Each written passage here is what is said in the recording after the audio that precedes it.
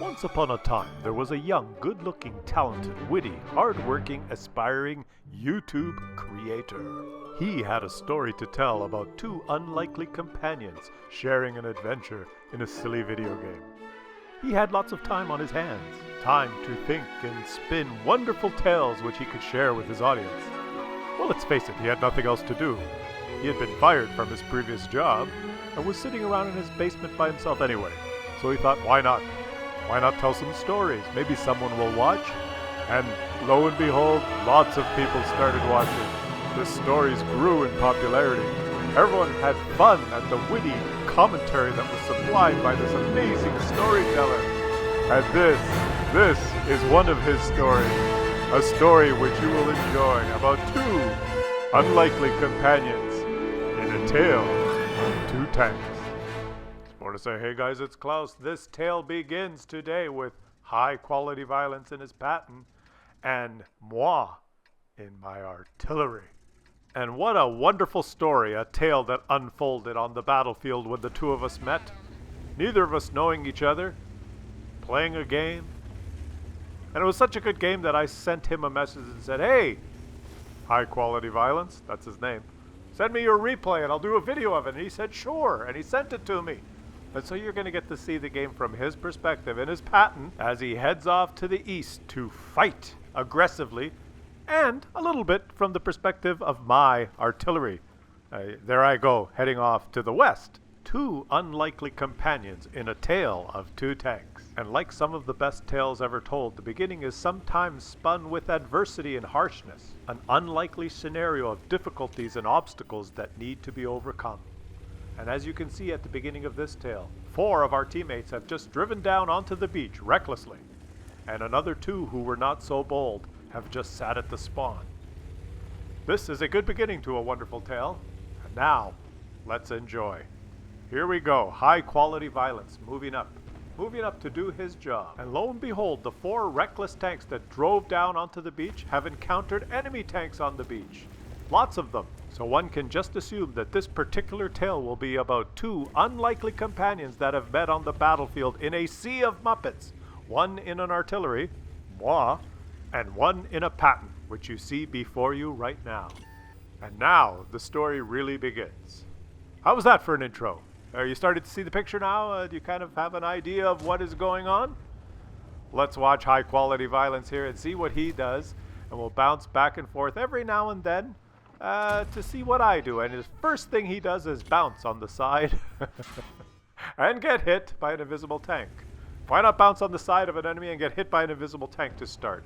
Why not have the full tale start with adversity? There's no point just romping through and winning and having no adversity. It would not spin a good tale. But you need flashes of what is about to happen. Flashes of excitement like this. Nice shot. What was I doing while he was taking that great shot? Let's have a quick peek. Well, after realizing that the Muppets on my team that went down to the beach were outnumbered by more enemy Muppets, I decided to not go down there myself and stay up top here in my little alcove in safety, and instead shoot some heavy tanks in the face, like this E-75 who is parked between these 2 rocks thinking he is safe. But not for me. Take that, 548 damage. Meanwhile, high quality violence, also realizing that at least half the players in this game are utter Muppets and have decided to go down onto the beach and frolic around aimlessly, he's decided to push aggressively up the east side here, knowing that it may be undefended. And aha, he has encountered an enemy. There he is, the one he bounced off before. Take that! And now he can use his gun depression aggressively on this ridgeline and shoot him again, but alas, bounce off the side of the turret, because this is a tale that is filled with adversity at the beginning. And even though we are at this time winning 5-4, events are about to take a turn for the worst. So let's watch here as one of the artilleries is pinging that he's pre-aimed at that enemy in the north. Who would that be? That might have been me. Let's watch here as high quality violence now works this ridgeline, pokes over and bounces again. There's a lot of bouncing that goes on in the beginning. It's 5-5. His shots just aren't going in, and he's switched to heat now. He dabbed that number 2 key and has switched to heat. In the meantime, from the safety of my little alcove, I noticed my teammate having trouble with this Japanese super heavy, so I decided to try and help him. You can bounce shots from tanks, but you cannot save yourself from HE falling from above. And there you go, stunned and 78 damage. Take that! High quality violence is frustrated by not penetrating that super heavy, and now that he is stunned, has taken this opportunity to escape. Why fight a super heavy straight on when you can relocate in a fast medium tank? So here he goes, but unfortunately he gets shot up the ass once and twice for almost 1,000 HP. A blunder on his part, but he needed to get out of there. He needs to live to fight another day. And things are going even worse now. The Muppets that charged down onto the beach from our team have been obliterated by the enemy Muppets that charged down onto the beach. Their Muppets were better than our Muppets, and the E-75 that I stunned earlier was heading straight for me to kill me, but high quality violence takes him out, allowing me, stuck in the corner there, look at me, to escape with my life. Yes, I did manage to get one last shot at the enemy Muppets on the beach, but it was too little too late. All of my Muppets had already died, and I was a sure goner here as this E-75 closed in for the kill. But I was saved by high quality violence. Whew, that was close. And as I relocated, knowing that I was no longer in safety, and worked my way to the east, high quality violence also observed on the minimap that we had lost the west flank, and he decided to relocate to the west. Two unlikely companions facing the same adversity, one in an artillery scurrying to safety to hide to support the team, and one in a medium tank charging forward to face the enemy, each unaware of the other's actions, yet somehow connected and bonded through am I spinning the story properly? Do you see what's going on here? We both did the right thing. But alas, Muppets are hard to predict. And even though their Muppets defeated our Muppets on the beach and took full control of the west side of the map, and they have superior numbers because they are winning their game, somehow, for some reason, their Muppets just did not show up. High quality violence made the right move here by moving to the west to face the onslaught which never appeared. The 6 or 7 enemy Muppets that charged down recklessly onto the beach, won the beach, and were surging forward somehow, for some reason, just stopped. It just stopped, and are nowhere to be found. In the meantime, while I was scurrying away to hide in safety in my SPG, and high quality violence was guarding the west side like a sentinel, I took time to take a shot and hit someone in the face for 332 damage. After some time, it became apparent to high quality violence that the enemy Muppets who scurried down onto the beach recklessly at the beginning of the game and defeated our Muppets would never show up. So it was time for him to relocate into the center of the map and re-engage in battle. In the meantime, from the safety of my little alcove, I decided to seek out that Type 5 Japanese super heavy that gave us so much trouble at the beginning of the game and shoot him one last time in the face. No fun for you! This took some pressure off and allowed high quality violence to move in closer and participate in the fight by auto-locking and taking a shot himself. There he is, taking out a key critical enemy, but alas has been detected. And what happens when you get detected? He is stunned. Stunned by the artillery on the enemy team. This is a problem.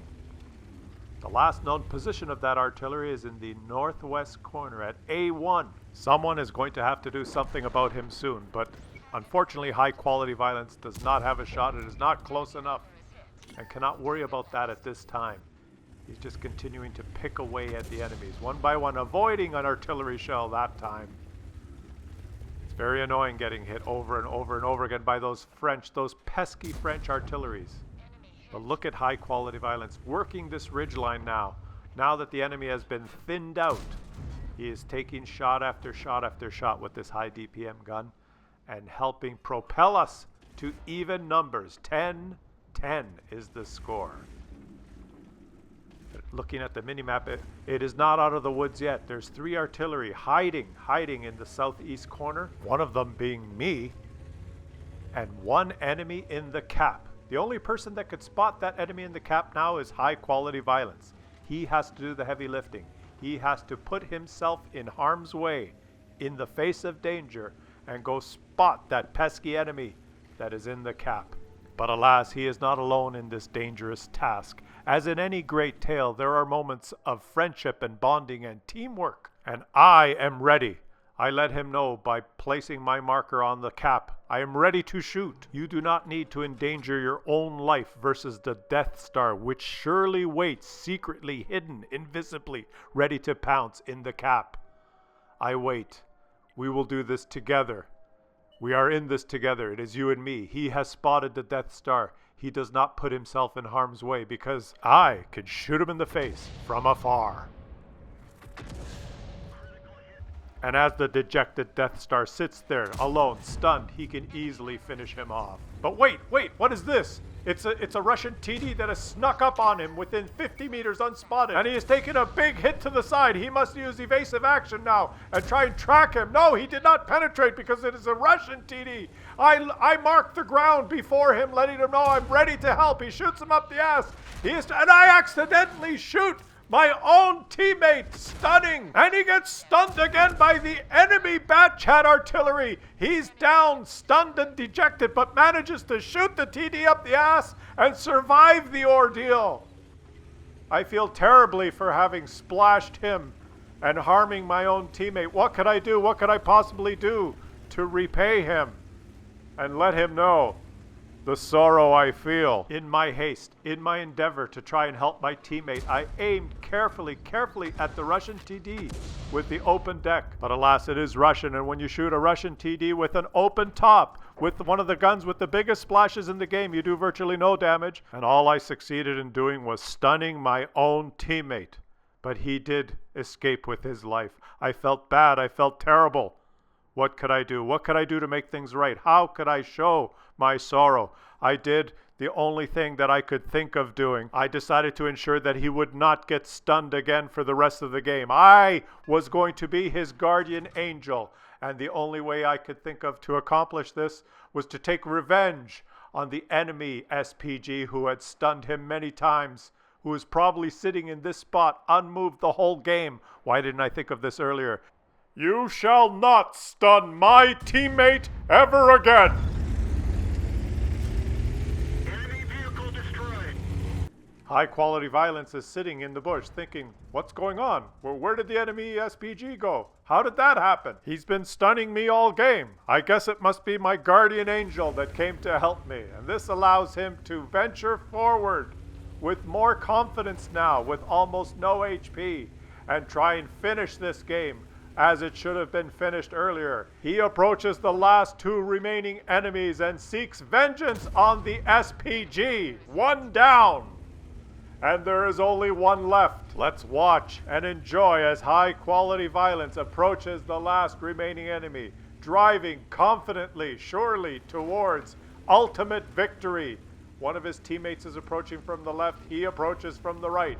If the enemy is watching his teammate, he will surely encounter him from the rear and can end this off in style by shooting the last enemy up the ass for the win once, and finally to end it off with victory up the ass for ultimate victory. I hope you've enjoyed today's tale of two tanks, two unlikely companions meeting on the battlefield. One, moi, finishing on top, and high quality violence in the pattern, playing like a boss. And looking at those stats, it was obvious in hindsight that it was not me who damaged high quality violence. It was one of the other idiot artilleries that hit him. But it made for a good story while I was telling it. And as is the case with every great story, we have come to the end. And I hope you enjoyed today's tale of two tanks.